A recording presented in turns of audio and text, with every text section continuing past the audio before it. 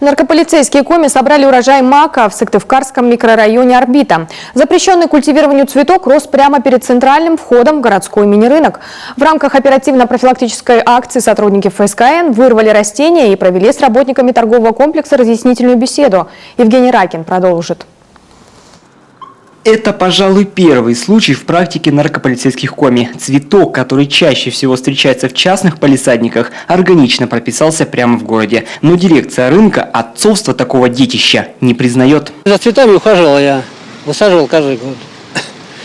В прошлом году после окончания было все убрано, и в этом году уже не сажалось.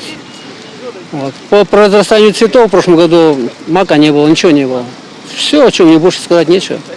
По словам Владимира Забоева, за забором территория чужая, однако газон там тоже косят регулярно. Клумбу со сказочными цветами косари, возможно, просто пожалели. Именно там-то сотрудники ФСКН и обнаружили запрещенное растение – более 100 кустов мака. Дело тянет на особо крупные размеры.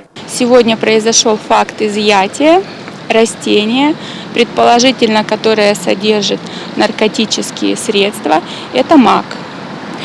В ходе проведенных исследований или экспертизы будет установлено, наркотикосодержащее это растение или нет. В присутствии понятых стебли мака собрали и запечатали в коробку. Сама операция заняла не больше часа, хотя и за это время успела вызвать интерес не только прохожих, но и пернатых постояльцев рынка. Что касается мака, в большинстве своем запрет горожане поддерживают, правда и особой пользы в нем, в общем-то, не видят. Он и применяется в хлебопечении, это от человека зависит, как бы держать.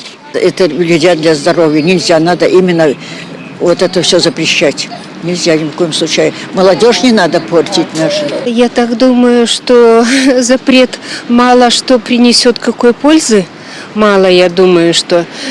И мы очень много запретов вроде в жизни внедряем запретов, но они мало работают. Как-то по-другому нужно подходить к этой теме. Между тем, закон суров. За выращивание мака, который содержит алкалоиды, грозит штраф до 4000 рублей и до 15 суток административного ареста. Уголовная ответственность от 2 до 8 лет лишения свободы со штрафом до 300 тысяч рублей.